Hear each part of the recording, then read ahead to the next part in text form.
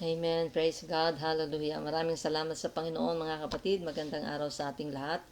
At binabati ko kayo sa pangalan ng ating Panginoon at nagpapatuloy po tayo mga kapatid sa pag-aaral natin sa A God I Can Understand. So ito ay pangatlong continuation na to, no? Tayo magpasalamat sa Panginoon mga kapatid at tayo ay manalangin. Praise God. Hallelujah. Dear Lord Jesus, muli Panginoon, nagpapasalamat kami sa iyo, Ama, sa sandaling ito, Panginoon, na ikaw, o Diyos, hallelujah, ang muling nagbigay ng pagkakataon, nagpahiram, o Diyos, hallelujah, sa amin ng kalayaan upang ang mga bagay na tulad nito, Panginoon, o God, ay nagagawa namin, Panginoon, sa iyong banal na pangalan. Muli kami humihiling ng basbas mo, Panginoon, O God, hallelujah, ng wisdom, at gayon din, Panginoon, O God, ng unawa, Panginoon, na patuloy mong buksan sa amin, Panginoon, O God, hallelujah, upang kami, Panginoon, O God, ay patuloy na magtamo, O Diyos, ng kaunawaan, Panginoon, O God, sa iyong mga salita, makilala ka namin ng lubusan, at ang pagkakilalang iyon, Panginoon, O God, ay maging pakinabang mo sa amin, Panginoon, sa pamamagitan, O Diyos, ng worship, at ngayon din, Panginoon, O God, ng service na maibibigay namin sa iyo, Panginoon, kasama ang aming mga puso at kaluluwa. Salamat sa iyo, Ama, at sa araw na ito, Panginoon, sa mga sandaling ito, ipinagkakatiwala namin sa iyo, Panginoon, O God, hallelujah, ang pag-aaral na ito na naroon ang pagbabalik ng kapurihan, gayon din, O Diyos, ng pasasalamat sa iyo lang pong banal at nag-iisang pangalan lang. Sa pangalan mo po, Jesus. Amen. Okay, so tayo mga kapatid ay nasa pag-aaral natin sa A God I Can Understand. Okay, mahina ang internet. At katulad ng aking sinabi mga kapatid, ang topic natin ngayon ay merong pamagat na Divinity, Humanity, Fusion, not Confusion. Ayan. So, kapag po sinabi nating fusion, ito po yung blending o paghahalo, no? Pagiging magkasama nila. Okay, so fusion, not confusion. Humanity, divinity, fusion, not confusion. So, ang sabi mga kapatid, yung susi mga kapatid sa Godhead ay ang katotohanan na ang divinity at saka ang humanity ay united mga kapatid sa pagkatao ng ating Panginoong Heso Kristo, na sila ay gumagawa upang ang ating Panginoon ay maging both God and man. At si Isaiah mga kapatid ay nagprophesy tungkol sa kanya. Ang sabi ng Isaiah 7:14, Therefore the Lord himself shall give you a sign. Behold, a virgin shall conceive and bear a son, and shall call his name Emmanuel. At alam natin to mga kapatid na sa New Testament, mga kapatid, sa book of Matthew chapter 1 verse 23 ay nagsabi, And they shall call his name Emmanuel, which being interpreted is God with us. Yan. At si Isaiah mga kapatid ay nagprophesy din tungkol sa kanya.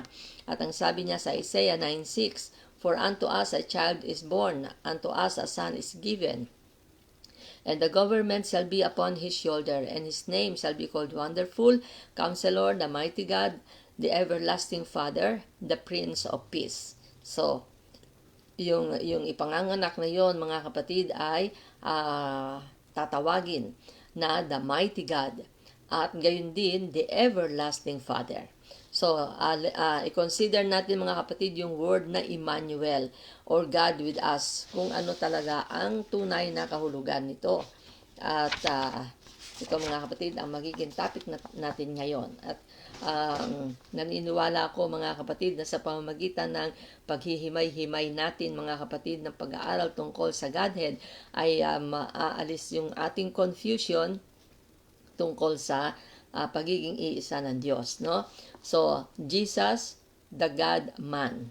So, naririto yung mga tagpo na makikita natin sa banal na kasulatan kapag tayo nagbabasa, na kung saan ay ang Panginoon ay nagpakita ng kanyang sarili bilang tao, at doon din makikita natin na nagpakilala siya bilang Diyos. Okay, so dito sa mga bagay na babanggitin ko mga kapatid ay wala akong verse na sasabihin, pero kung tayo nagbabasa ng banal na kasulatan, ay maaala-ala natin yung mga tagpong yon. So, he was born, bilang tao mga kapatid, as a man, he was born in humility. At maaala-ala natin dito mga kapatid, yung Philippians chapter 2 sa pamamagitan ni Apostle Paul, na hindi niya ipinantay ang kanyang sarili sa Diyos, no? As God, he was worshipped by angels and men. So yung combination mga kapatid ng pagiging tao niya at pagiging Diyos niya. At bilang tao mga kapatid, he increased in wisdom and stature. At maalala natin yung 12 years old pa lang siya, pero ang mga kausap niya mga kapatid ay doktor ng mga lawyer mga kapatid, no? At yun ay mismo sinabi ng banal na kasulatan, as God, He is the treasure of all wisdom and knowledge. Kaya ang sabi ni Apostle James, sa James 1:5, if any of you lack wisdom, let him ask of God, that giveth to all men liberally, and upbraideth not, and it shall be given him. So, bilang tao naman mga kapatid, he was tempted in all ways. Yan. At ito pinatunayan mga kapatid ni Apostle Paul sa Book of Hebrews, na sinabi na he was tempted in all ways pero hindi siya nagkasala. At bilang Diyos, he defeated every power of the devil. Yan mga kapatid, no? Ganon ang power niya. Kaya noong may mga tagpo mga kapatid sa banal na kasulatan na ang mga evil spirits mga kapatid, nang makita ang Panginoon ay lumuhod sa kanya at sumamba. So nag-increase bilang tao, he increased in favor with God and man. At bilang Diyos mga kapatid, he is the same yesterday, today, and forever. No? Ang tao mga kapatid, kung siya'y tao lang ay walang forever sa tao mga kapatid, no? Pero he is the same yesterday, today, and forever. At bilang tao mga kapatid, he sat on the mountain and taught. At ito mga kapatid ay makikita natin sa Matthew chapter 5 at yun ay sa Beatitudes, no? At gayon din mga kapatid, sa bilang Diyos, he brought peace and comfort to troubled lives. Nagtuturo siya, pero sa pagiging Diyos niya mga kapatid ay nagbibigay siya ng kapayapaan, naghahatid siya ng comfort mga kapatid doon sa mga nasa kagulumihanan ng mga tao. So as a man, he prayed and taught others to pray. Yan, no? Matthew chapter 6 ay makikita natin kung paano nagtuturo ang Panginoon kung paano daw tayo mananalangin. Okay? And then, as God, he answered prayers and forgave their sins. Ito naman ang kanyang power mga kapatid, no? Sumasagot siya ng mga panalangin at gayon din nagpapatawad ng ating mga kasalanan. So, sinong tao makakapagpatawad ng kasalanan, ano? So, ang ating Panginoon bilang Diyos mga kapatid ay sumasagot ng ating mga prayers at gayon din pinatatawad tayo sa ating mga kasalanan. Bilang tao, he grew weary, no? Napagod siya, no? At yun mga kapatid ay katotohanan na ang ating Panginoon nung siya nasa katawang lupa ay tao talaga, no? But bilang Diyos mga kapatid, he had all power in heaven and on earth. Bilang Diyos mga kapatid, wala siyang kapaguran. Siya pa ang nagbibigay sa atin ng kalakasan at meron siyang kapamahalaan sa langit at saka sa lupa. Bilang tao mga kapatid, he walked the paths of men. Nilakaran niya ang daan ng tao. Kaya nga siya ay hinamak, siya ay niluraan, siya mga kapatid ay sinaktan. At yon ang daan ng tao mga kapatid, no? Pero bilang Diyos, he walked upon the waves of the sea. Okay? At maalala natin mga kapatid sa pagbabasa natin sa banal na kasulatan ng mga bagay na to. At bilang tao mga kapatid, he slept on a pillow in a ship. Natulog siya mga kapatid, no? Sapagkat siya ay napapagod, siya ay inaantok mga kapatid, no? At bilang Diyos, he rebuked the wind and waves and the sea obeyed. Kanya namang silaway ang hangin at maging ang alon sa dagat at ang dagat mga kapatid ay sumunod. So, bilang tao siya ay nagutom. At bilang Diyos naman mga kapatid, he caused bread to grow and fish to multiply. So, napakain niya ang 5,000 men lang ang kabilang mga kapatid, hindi binilang ang mga bata, hindi binilang ang mga kababaihan.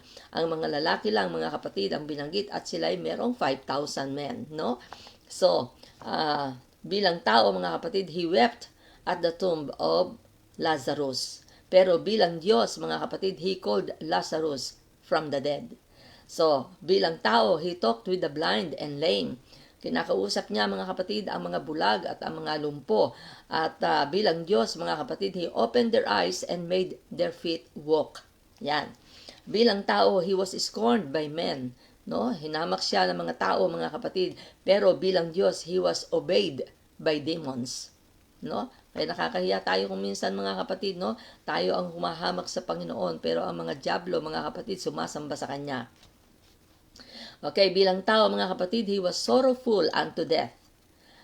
Bilang Diyos mga kapatid, he was the comforter. At bilang tao mga kapatid, he was crowned with thorns.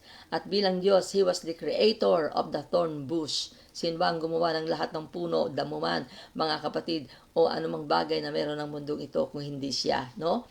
At bilang tao, he suffered and died. Pero bilang Diyos, he arose from the dead. Bilang tao, he lay in a tomb. Pero bilang Diyos, he emerged from the grave victorious. So yan mga kapatid, ang mga bagay na kung saan mga kapatid ay nagpapatunay na ang ating Panginoon nang siya'y narito sa lupa, siya'y Diyos na totoo at tao namang totoo. So ang ating Panginoon mga kapatid, naririto ang kanyang mga katawagan o mga katawagan na ukol sa kanya. At makikita natin dito mga kapatid kung papaano sa lahat ng bagay na ating pinag-aaralan, kompleto tayo talaga sa Kanya. Kagaya ng sinabi ni Apostle Paul, we are complete in Him.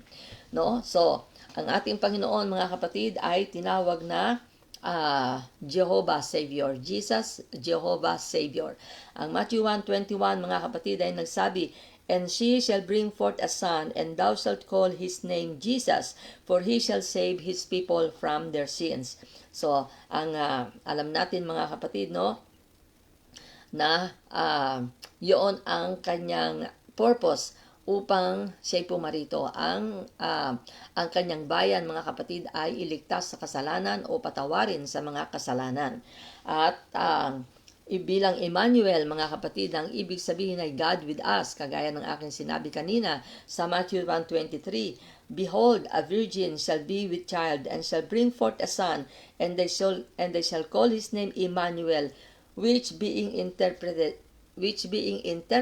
is God with us. So, maliwanag yon. Doon lang sa verse na yon, mga kapatid, ay mauunawaan na natin na ang pumaritong Jesus, mga kapatid, ay ang Diyos, God with us. So, siya ay tinawag din, mga kapatid, na King of the Jews. At sa John 19:19, and Pilate wrote a title and put it on the cross, and the writing was Jesus of Nazareth, the King of the Jews.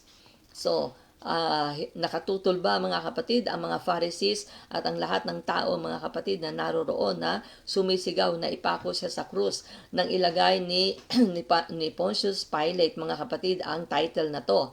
At bakit ganyan ang inilagay mo? Pero ang sabi niya, kung ano ang nasulat ay yun ang nasulat. At walang nakapalag, mga kapatid, sa salita ni Pontius Pilate. So, yon ang tawag sa kanya, mga kapatid, no? Siya'y tinawag din na Lion of the Tribe of Judah. Ang sabi ng Revelation 5:5, and one of the elders saith unto me, weep not, behold, the Lion of the tribe of Judah, the root of David, had prevailed to open the book and to loose the 7 seals thereof. No? So, siya'y tinawag na Lion of the tribe of Judah.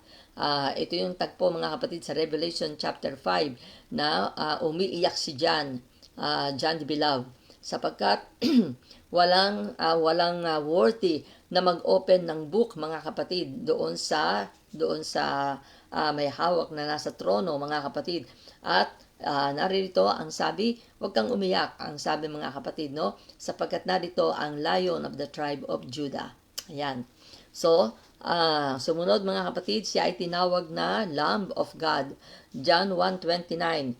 The next day John seeth Jesus coming unto him, and saith, behold, the Lamb of God, which taketh away the sin of the world. Kaya, napakapalad natin mga kapatid kung nauunawaan natin kung sino ang ating Panginoon. Kaya nang magtanong ang Panginoon kung sa kanyang mga disciples kung ano ang paniniwala o ano ang pagkakilala ng kanyang mga disciples sa kanya, ay naging mapalad si Peter sapagkat naging bold ang kanyang sagot at tama ang kanyang sagot. Ang sabi ng Panginoon, mapalad ka, Simon Bar-Jonas, sapagkat ito ay hindi sa flesh and blood na nagawa mong sagutin ang aking tanong, kung hindi ito'y galing sa Ama.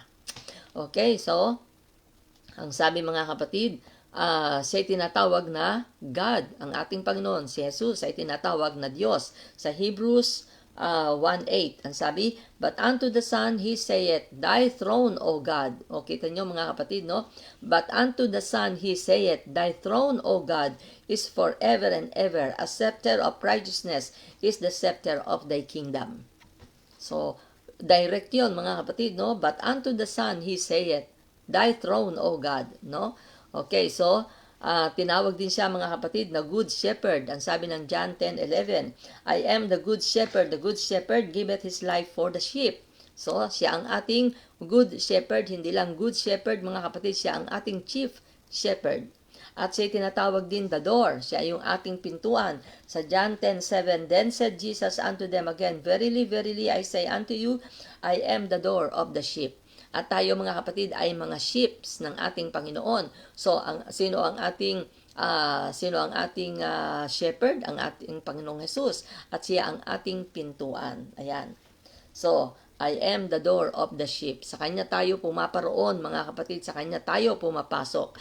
Okay, siya rin ay tinawag mga kapatid na the way, the truth, and the life. At alam natin to mga kapatid, no? Sa John 14:6. Verily, verily, I say unto you, I am the way, the truth, and the life. No man cometh unto the Father, but by me. So, ang ating Panginoon ay tinatawag din mga kapatid na Messiah. Ang sabi ng John 4:25, John 4:25, the woman saith unto him, I know that Messiah cometh, which is Christ. Ito ay yung Samaritan woman. When he is come, he will tell us all things. At ano ang naging sagot ng Panginoon sa kanya? Sinasabi ko sa iyo, yun ay ako nga. At doon mga kapatid, namangha ang Samaritan woman.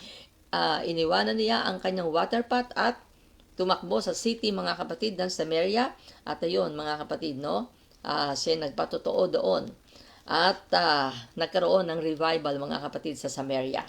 Okay, so sinabi rin mga kapatid, siya ay tinatawag na Lord Jehovah sa chapter 2 at verse 11 mga kapatid ng Book of John mga kapatid ay gayon ang sinasabi. John 2:11 ay Philippians 2:11, and that every tongue should confess that Jesus Christ is Lord, to the glory of God the Father. Yan. Lahat ng labi ay magko-confess mga kapatid, ang ating Panginoong Jesucristo ay ang Panginoon. Ayan. So, ang Lord dito mga kapatid ay Jehovah. At kung naalala natin mga kapatid, yung pag-aaral natin doon sa Jehovah at saka Elohim, no? At kapag sinabi nating Jehovah, yun ay tumutukoy mga kapatid sa Lord God Almighty. Kaya kapag nakita natin sa Bible na ang Lord ay capital letter lahat, yun ay tumutukoy mga kapatid kay Jehovah. Sapagat ang Elohim ay pwedeng ginagamit nila sa Panginoong Diyos at ginagamit din nila mga kapatid sa mga Diyos-Diyosan. Yan ang kaibahan nun mga kapatid. So ang ating Panginoon ay tinatawag ding bread of life. Ang sabi ng John 6:35, Jesus said unto them, I am the bread of life. He that cometh to me shall never hunger, and he that believeth on me shall never thirst. Hindi ito maipapangako ng Panginoon mga kapatid kung hindi niya kayang gawin, no? At napatunayan natin mga kapatid na siya mga kapatid ang source ng ating buhay. Kung tayo nauuhaw, kung tayo nagugutom, kaya iyon ay pinakita niya mga kapatid sa Israel nung sila'y naroon sa wilderness, no? Siya yung nag-provide ng pagkain sa kanila, ng tinapay, ng karne at ng tubig, na papaano mga kapatid tumatayo siya bilang bato. At sa 1 Corinthians chapter 10 ay sinabi, yung batong yon ay walang iba kundi si Kristo. Ayan mga kapatid, no? So, siya rin mga kapatid ay tinatawag na light of the world. Ang sabi ng John 8:12, Then spake Jesus unto them, Then spake Jesus again unto them, saying, I am the light of the world. He that followeth me shall not walk in darkness, but shall have the light of life. Kita niyo yun, mga kapatid, no? Kaya kung tayo lang ay nagiging masunurin, mga kapatid, hindi tayo dadaan sa dilim. O dumaan man tayo sa dilim, mga kapatid, pero dahil ang nauuna sa atin ay liwanag, mga kapatid, na nagpe-penetrate sa kadiliman, inaalis nito ang dilim, so tayo magkakaroon ng liwanag ng buhay. Okay, so, siya tinatawag, mga kapatid, na the Word made flesh. Binigyan ako ng Panginoon ng mensahe dito. Totoong kung ito, mga kapatid, ay mauunawaan natin, no? The Word made flesh. John 1:14, And the Word was made flesh, and dwelt among us, and we beheld His glory, the glory as of the only begotten of the Father, full of grace and truth. O, kita nyo, mga kapatid, no? So, nagpasimula ay ang salita ay sumasa Diyos, at ang salita ay Diyos, no? At walang bagay na nagawa kung hindi sa pamamagitan niya, sapagkat ang lahat ng bagay na nilikha ay siya ang lumikha, no? At yung salita na yon, na noon ay hindi nila nakikita kung sino yung nagsasalita, ay nakita sa pamamagitan ng ating Panginoong Jesucristo. Nagmanifest ang kanyang sarili sa pamamagitan ng pagkakatawang tao, at iyon ang sinabi nila, mga kapatid, no? And we beheld His glory, the glory as of the only begotten of the Father, full of grace and truth. Okay? Hindi pa yun ang revelation na binigay sa akin ng Panginoon, no? Gagamitin ko yun, mga kapatid, sa time ng preaching. Okay, so ang sabi, mga kapatid, siya ay tinawag din na image of God. Colossians 1:15.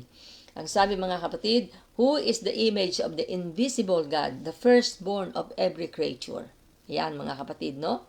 So, siya yung image ng invisible God. Siya rin ay tinatawag na King of Kings and Lord of Lords. Revelation 19:16. And he had on his vesture and on his thigh a name written, King of Kings and Lord of Lords. Ngayon pa nga lang, mga kapatid, yun na ang ating inaawit, no? He is the King of Kings. He is the Lord of Lords. His name is Jesus, Jesus, Jesus, no? So, siya ay Lord of all, mga kapatid. Ang sabi ng Acts 10:36, the word which God sent unto the children of Israel, preaching peace by Jesus Christ. He is Lord of all. Siya ay Panginoon ng lahat. O, kita nyo, mga kapatid, no? So, God over all. Ang sabi, mga kapatid, ni Apostle Paul sa Book of Romans, chapter 9, verse 5, whose are the fathers, and of whom as concerning the flesh Christ came, who is over all, God bless forever. Amen. O, kita nyo, yung ano yun? Whose are the fathers, and of whom as concerning the flesh Christ came. Concerning the flesh, Christ came. Para sa ating laman, mga kapatid, pumarito ang ating Panginoon, who is over all. God bless forever. Amen. Kaya kapag naunawaan natin, mga kapatid, kung bakit ang Panginoon ay nagkatawang tao, iyon ay upang makita natin kung paano ang Diyos at kung sino ang Diyos na nasa langit. Okay, so Alpha and Omega, mga kapatid, sa tinawag na Alpha and Omega, beginning and the end. Imagine niyo yun, mga kapatid, no? Siya yung simula, siya yung wakas. Revelation 1:8, I am Alpha and Omega, the beginning and the ending, saith the Lord, which is, and which was, and which is to come, the Almighty. Bakit sinabi yung which is, and which was, and which is to come? Para ma-recognize natin at ma-distinguish natin kung sino ito. At yun ay walang iba kundi ang ating Panginoong Hesus, the Almighty. No? Kaya kung sasabihin ng iba, mga kapatid, na hindi pwedeng tawagin na Almighty God ang ating Panginoong Hesus, siya ay Mighty God. Ngayon, kung iba yung Almighty God at iba yung Mighty God, no? Sabihin na natin si Jehovah yung Almighty God. Ang Mighty God ay si Jesus. Ilan ang Diyos mo? Di ba, mga kapatid? Pero hindi, ang sabi nga, ang pag-aaral na ito'y hindi fusion, ito'y hindi confusion, ito'y fusion, upang maunawaan natin, mga kapatid, na sa pagkatao ng ating Panginoon, nananahan sa Kanya ang dual nature. Siya ay Diyos at siya ay tao. Ayan, mga kapatid, no? So, creator of all things, mga kapatid. Siya ay creator of all things. Ang sabi, mga kapatid, Hebrews 1:10, And thou, Lord, in the beginning hast laid the foundation of the earth, and the heavens are the works of thine hands. Ayan. Mula pa ng pasimula, mga kapatid, ikaw ay Panginoon sa pasimula at naglagay ka ng pundasyon ng mundong ito at ang mga langit ay gawa ng iyong mga kamay. So, ang sabi mga kapatid, the firstborn. Ang sabi ng Colossians 1:15, who is the image of the invisible God. Siya yon mga kapatid, ang ating Panginoong Hesus, the firstborn of every creature. Kailan nabuhay ang ating Panginoon, mga kapatid? Hindi ba sa New Testament lang, noon siya nagkatawang tao? Pero the firstborn of every creature. At si Adam ang unang tao. Pero siya, mga kapatid, ay una kay Adam. Kita nyo, mga kapatid, no? So, sabi ni Apostle Paul sa 1 Timothy 3:16, sinasabi niya ito kay Timothy, God manifest in the flesh. At ito'y alam natin, mga kapatid, no? And with 1 Timothy 3:16, and without controversy, great is the mystery of godliness. God was manifest in the flesh, justified in the spirit, seen of angels, preached unto the Gentiles, believed on in the world, received up into glory. Yan. So, siya tinatawag din, mga kapatid, na the rock. Matthew 18:16, And I say unto thee that thou art Peter, and upon this rock I will build my church, and the gates of hell shall not prevail against it. Wala na tayong hahanapin pa, mga kapatid, no? Kaya kung tayo maghahanap pa ng ibang Diyos maliban sa Kanya, ay nakakapagtaka na nga, mga kapatid, no? At yan ang sasabihin sa atin ng ating Panginoon. Inihayag na niya ang kanyang sarili, pinaalam na niya sa atin ang lahat-lahat na hinahanap pa natin, mga kapatid, ay ibang Diyos. Alam niyo kung bakit? Ang hinahanap ng tao, yung aangkop sa kanyang lifestyle. Kasi ang Panginoon, mga kapatid, maraming saway. Bakit maraming saway? Kasi marami tayong mali. Kung wala tayong maraming mali, mga kapatid, wala tayong maraming saway. Kung wala tayong mali, wala tayong saway. Pero dahil sa tayo, mga kapatid, ay napakaraming mali, dahil sa naging makasalanan tayo, of course, maraming itutubid sa buhay natin. Kaya napakaraming pagtuturo ang banal na kasulatan sa lahat ng anggulo at aspeto ng ating buhay. Di ba? Okay, so ang sabi, tinatawag din siya, mga kapatid, na Prince of Life. Ang sabi ng Acts 3:15, and killed the Prince of Life. Ito'y pangaral ni Apostle Peter, mga kapatid, no? And killed the Prince of Life, whom God hath raised from the dead, whereof we are witnesses. Yan, pinatay nyo ang prinsipe ng buhay. Yan, mga kapatid, no? Kung ang prinsipe ng buhay ay namatay na, paano pa ang buhay, mga kapatid? Pero, thanks be to Jesus, ay nabuhay na maguli. Amen. So, kung saan, ang sabi niya, mga kapatid, kami ay mga saksi, ang sabi niya Apostle Peter. Okay, so tinatawag din, mga kapatid, sang ayon kay Apostle Paul, na siya'y chief cornerstone. Ephesians 2:20, and are built upon the foundation of the apostles and prophets, Jesus Christ Himself being the chief cornerstone. Kaya kung ang pundasyon natin, mga kapatid, ay ang Panginoon, sabi nga ng awit, Jesus, you're my firm foundation. Di ba, mga kapatid, siya yung matibay nating pundasyon. Okay, so, ang sabi din ni Apostle Paul, siya ay head of the church. Ephesians 1:22. Kaya kung si Jesus ay hindi mo Diyos, ay sino ang head ng church nyo? Di ba, mga kapatid? At sino ba ang nagtayo ng church? Hindi ba maliwanag ang sabi ng Panginoong Hesus? I will build my church. Kaya, kung hindi si Jesus ang head ng church nyo, sinong nagtayo ng church nyo? Di ba, mga kapatid? Ephesians 1:22, and had put all things under His feet, and gave Him to be the head over all things to the church. Over all things to the church. Yan, mga kapatid, no? Napakaliwanag. So, siya rin, mga kapatid, ay tinatawag na the Holy One and the Just. Acts 3:14. Okay? But He denied the Holy One and the Just, and desired a murderer to be granted unto you. Hindi ba yun ang hiningi nila, mga kapatid? Si Barabas ang palayain, ipako si Jesus sa krus. No? Dinenay nila, mga kapatid, ang banal, ang Holy One, and the Just, ang matuwid. At dinesire nila ang isang murderer to be granted unto you. At yun, pinakawalan, mga kapatid, si Barabas. At ang ating Panginoong Jesus, mga kapatid, ang ipinako. Pero kung dinay-desire natin, mga kapatid, na bakit dinay-deny ng tao, mga kapatid, ang Panginoon? Kasi matuwid siya. righteous. At ayaw natin ng righteousness, mga kapatid. Gusto natin ng kingdom ng Panginoon, but not His righteousness. Pero ang sabi niya, but seek ye first the kingdom of God and His righteousness. Huwag nating ihiwala yon, mga kapatid. Kasi hindi tayo magiging matuwid, hindi tayo tutuwid, mga kapatid, kapag inignore natin, mga kapatid, ang righteousness ng Panginoon. At ang righteousness ng Panginoon, yun ang marami niyang pagtuturo sa atin. Yun ang marami niyang pagtutuwid sa ating karakter, sa ating lifestyle, sa ating action, sa ating pamumuhay, mga kapatid, di ba? Kaya kapag tayo sumusunod, doon tayo nababago. At ito ngayon ng tao, gusto nila na merong Diyos pero walang pagbabago. At yan ang hinahanap nilang church. Dito ako, pwede ako ng ganito, pwede rin ng ganitong buhay, pwede ako na hindi ko hiwalayin yung kasama ko. Yan mga kapatid no? Pwedeng hindi ako magbago. Ganito pa rin ang lifestyle ko, pero meron akong Diyos, hallelujah. Yun ang gusto ng tao.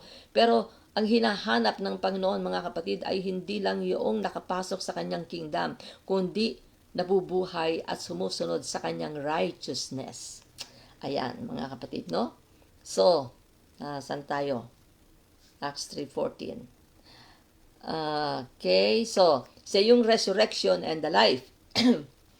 Sabi ng John 11:25, Jesus said unto her, I am the resurrection and the life. He that believeth in me, though he were dead, yet shall he live. Ayan, mga kapatid, no? Kahit na siya mamatay na, siya mabubuhay na maguli. Bakit mga kapatid, binigyan tayo ng Panginoon ng Holy Ghost? Para tayo ay makabangon kapag dumating siya kung tayo'y patay na.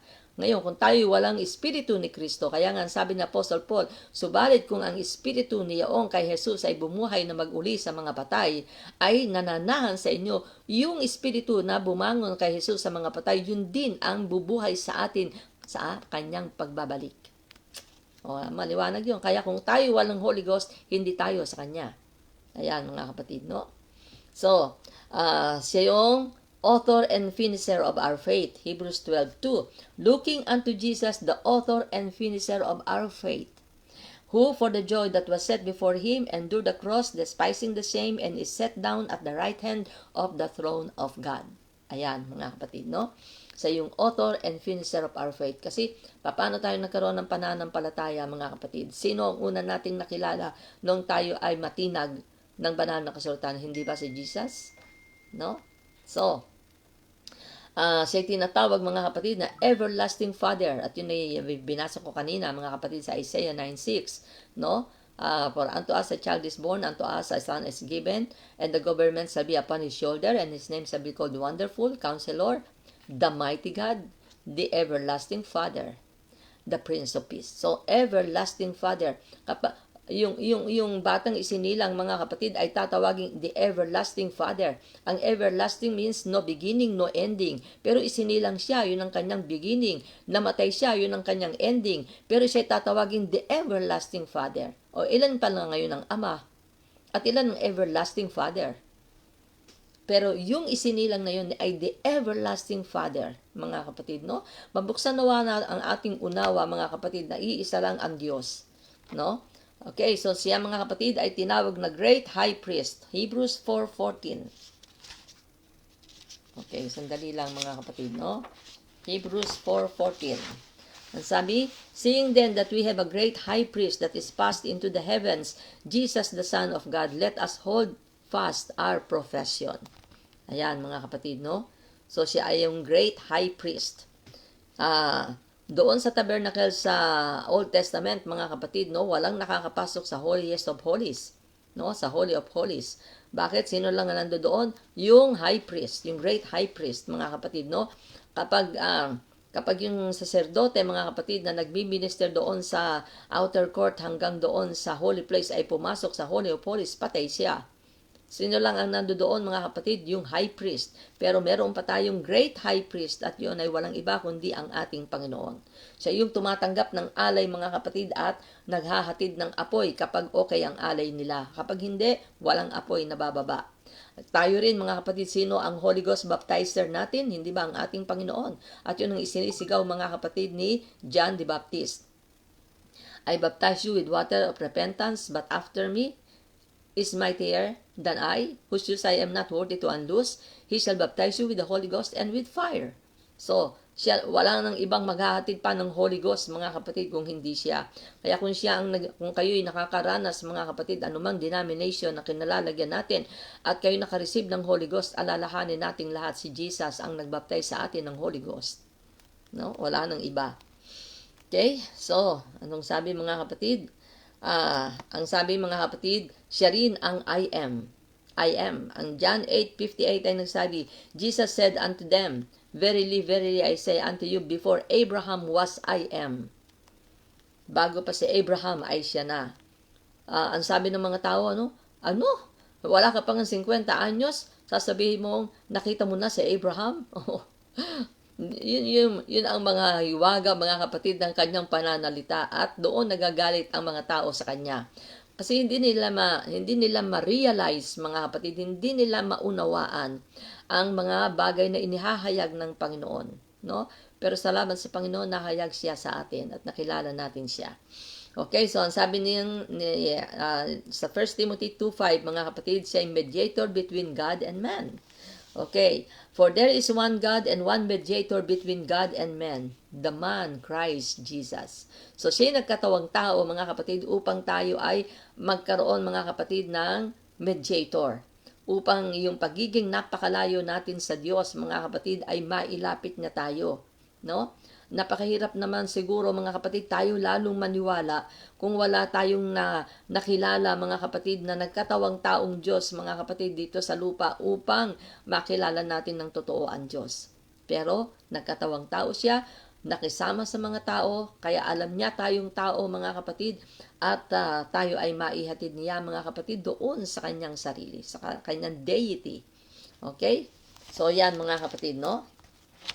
At sa pamamagitan, mga kapatid, ng pagko-compare ng New Testament sa Old Testament scriptures, ay maliwanag nating nakikita, mga kapatid, yung same Jehovah na nagpakita sa tao, mga kapatid, doon sa mga nauna sa atin, ay yun ding isinilang doon sa Bethlehem. Ayan, mga kapatid, no? Ang Genesis 17:1 ay nagsabi, And when Abraham was 90 years old and 9, the Lord appeared to Abraham and said unto him, I am the Almighty God. Walk before me and be thou perfect. And then, ang sabi niya, mga kapatid, sa Exodus 3:14 at gayon din sa Exodus 6:2-3, ito naman ay patungkol kay Moses. And God said unto Moses, I am that I am. And he said, Thus shalt thou say unto the children of Israel, I am, meaning Jehovah, hath sent me unto you. And God spake unto Moses and said unto him, I am the Lord. And I appeared unto Abraham, unto Isaac, and unto Jacob by the name of God Almighty, but by my name Jehovah was I not known to them. Yan, mga kapatid, no? Then, ang sabi, mga kapatid, sa John 8:56-59, Your father Abraham, si Jesus ang nagsasalita dito, Your father Abraham rejoiced to see my day, and he saw it, and was glad. Nakita raw yung araw niya at si Abraham ay nagalak. Then said the Jews unto him, Thou art not yet 50 years old, and hast thou seen Abraham? Jesus said unto them, Verily, verily, I say unto you, before Abraham was I am. Then took they up stones to cast at him. But Jesus hid himself and went out of the temple, going through the midst of them, and so passed by. Ayan, mga kapatid, no? Doon sila nagalit. Isipin nyo, at babatuhin nila ang ating Panginoon. At ang Panginoon ay nagtago sa kanila at dumaan sa kanila nang hindi nila nakita. Yun ang kanyang pagka-Diyos. Sa harapan nila, tao siyang nagsalita, pero nang babatuhin nila, mga kapatid, nawala ang ating Panginoon, pero dumaan sa gitna nila. Meron bang taong ganon, mga kapatid, no? So, ang ating Panginoon si Jehovah, mga kapatid, ay nagpakita kay Abraham on a number of occasions, maraming pagkakataon, mga kapatid. So, balit, ang ating Panginoon, mga kapatid, ay nag-claim na siya, ang kanyang sarili, was the great I am, the God of the Old Testament, kung saan ay ginawa niya, mga kapatid, na ang kanyang sarili ay maging mahayag, mga kapatid, maging hayag kay Abraham, kay Moses, at maging sa iba pang mga propeta. Ang mga ang mga Hudyo, mga kapatid na naroroon, ay kinakailangang makaunawa na kiniklaim ni Jesus, mga kapatid, ang divinity dahil sa kanilang mga walang kabuluhan, mga kapatid, na pag-a-attempt na batuhin siya, mga kapatid, hanggang sa kamatayan dahil sa tinatawag nilang blasphemy. No? The name I am is used interchangeably with Jehovah. No? Ipinapalit ng Panginoon doon sa word na Jehovah kapag sinabi niyang I am. At yung most popular name para sa Diyos, mga kapatid, sa Old Testament. Consequently, kapag ang inspired writers, mga kapatid, noong ang inspired writers ng New Testament ay nag-identify kay Jesus na sa kanyang pangalan, doon sa gayong pangalan, kinakailangang i-conclude natin na ang Jehovah, na si Jehovah, the God of the Old Testament, is the same as Jesus, the Savior sa New Testament, mga kapatid, no? Sa Isaiah 6:1 and then 5 and then 9 and 10 ay ganito ang sinasabi. In the year that King Uzziah died, I saw also the Lord sitting upon a throne, high and lifted up, and his train filled the temple. Then said I, Woe is me, for I am undone, because I am a man of unclean lips, and I dwell in the midst of a people of unclean lips. For mine eyes have seen the King, the Lord of hosts. And he said, Go and tell this people, Hear ye indeed, but understand not, and see ye indeed, but perceive not. Make the heart of this people fat, and make their ears heavy, and shut their eyes, lest they see with their eyes, and hear with their ears, and understand with their heart, and convert, and be healed. No? Hindi pa yon panahon, mga kapatid, no? Para sa kanila upang mahayag sa kanilang lahat kung ano ang sinasabi, mga kapatid, na ito ni Propeta Isaiah. And then, mga kapatid, sa John 12:39-41 ay gayon din, mga kapatid, ang sinasabi. Therefore, they could not believe, because that Isaiah, na yun ay si Isaiah, and again, he had blinded their eyes and hardened their heart, that they should not see with their eyes, nor understand with their ears, nor understand with their heart, and be converted, and I should heal them. These things said Isaiah, meaning Isaiah, when he saw his glory and spake of him. Jesus cried and said, He that believeth on me, believeth not on me, but on him that sent me. And he that seeth me, seeth him that sent me. Imagine mo, napakaliwanag nun, mga kapatid, no? Ang sabi ng Panginoon, He that believeth on me, siyang sumasampalataya sa akin, hindi sa akin sumasampalataya, kung hindi sa Kanya na nagsugo sa akin. At ang nakakita sa akin ay nakakita doon sa nagsugo sa akin. O ayan, mga kapatid, hindi ba siya yung Diyos na nagmanifest sa laman? Kaya kung makita mo siya, nakita mo yung Diyos. Yun ay sa John 12:39-41 and then 44-45. So, nakita ni Isaiah, mga kapatid, ang ating Panginoong Hesus sa kanyang kaluwalhatian doon sa trono sa langit, nang siya, mga kapatid, ay pinahintulutang tumayo sa harapan ng ating Panginoon ng mga hukbo. Ang sabi dito, mga kapatid, no? Yung message na ibinigay ni Isaiah patungkol doon sa katigasan ng mga puso ng mga Hudyo ay nag-echo, mga kapatid, sa ating Panginoong Hesus sa kanyang kapanahunan. Then,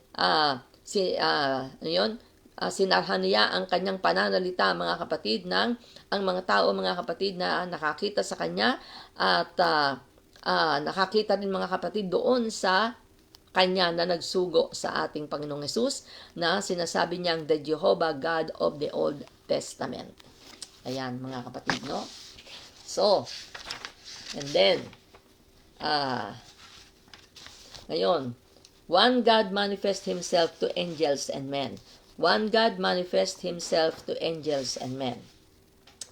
Okay, so, ang sabi, mga kapatid, yung upang makapag-communicate, mga kapatid, sa kanyang creatures, ang ating Panginoon Diyos, mula pa doon sa creation, ang Panginoon ay pumili na, mga kapatid, na bumago ng portion ng kanyang invisible, sa kanyang pagiging invisible.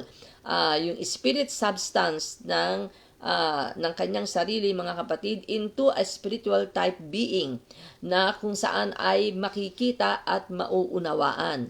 So, in the fullness of time, ang sabi, mga kapatid, ang image o ang larawan ng Diyos, mga kapatid, iniwanan niya ang langit, yung trono niya, mga kapatid, at binihisan niya ang kanyang sarili ng laman upang siya maging anak ng Diyos. At nang dumating ang redemption, mga kapatid, at ito'y nakumpleto na, mga kapatid, ay, ang sabi, sa kanyang glorified body, ang ating Panginoong Hesus ay umakyat sa langit, bumalik doon sa kanyang trono, and then, mga kapatid, siya ay babalik, mga kapatid, sa spiritual form as the Holy Spirit. Ayan. So, nakikita nyo na, mga kapatid, ng istorya. So, nang pasimula hindi nakikita ang Diyos, no? Nagsasalita lang siya. And then, mga kapatid, kinakailangang maunawaan ng tao ang Diyos kasi hindi naunawaan, mga kapatid, ng tao ang Diyos, lalo na, mga kapatid, no? Sa Old Testament, ang Panginoon ay nagsasalita. At nang malaon, mga kapatid, gumagamit siya ng mga propeta, ng mga patriarchs, ng mga prophets, mga kapatid, no? Upang dalhin ang kanyang mensahe. Alalahanin natin, mga kapatid, bago dumating ang New Testament, merong 400 years of silence.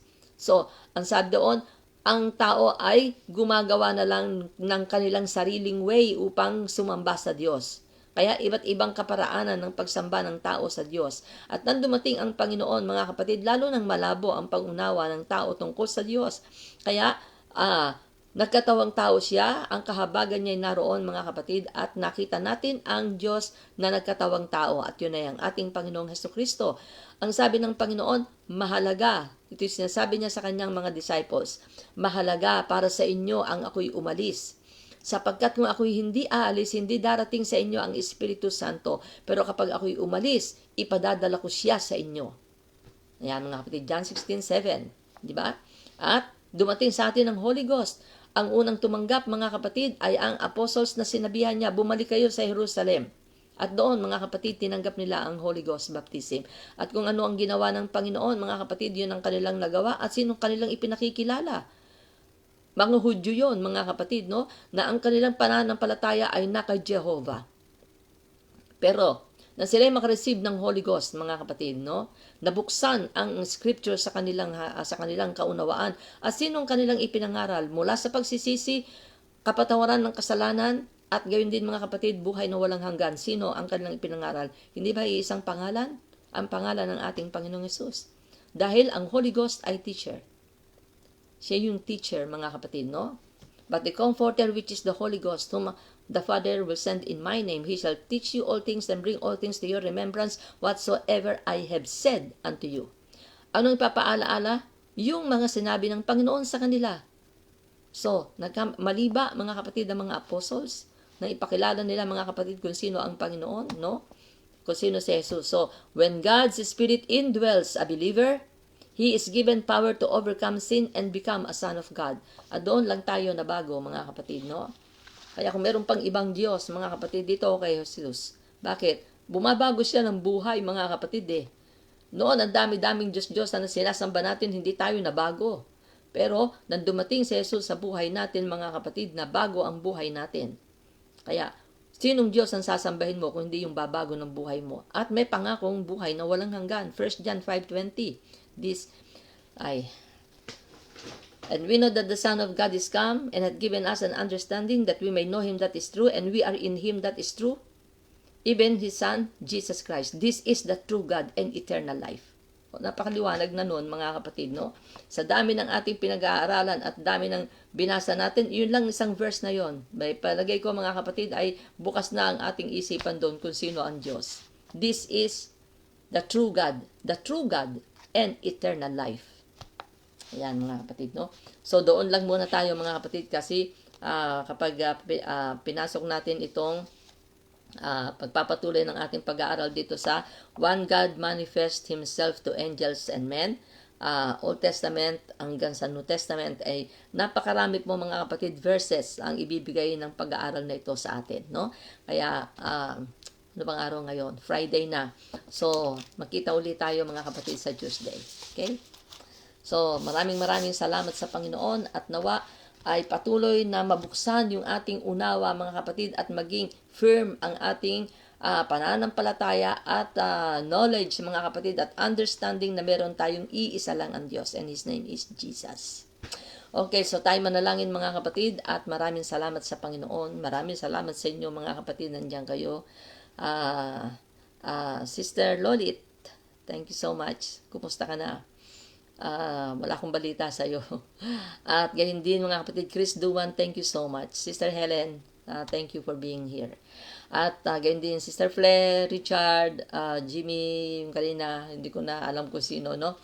At salamat sa Panginoon, tayo ay manalangin.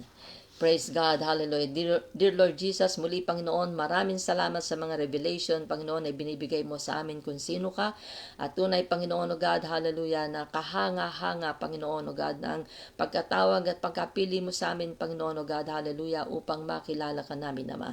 Kaya sa pagkakilalang ito at sa binuksan mo, Panginoong bagay sa amin, Panginoon, upang maunawaan namin ang lubusan, Panginoon, ang Godhead, Ikaw, Panginoon, at wala ng iba na kami pinasasalamatan, Ama. Sa iyo lang po, Panginoon, ang lahat ng kapurihan, ang lahat, Panginoon, ng pasasalamat.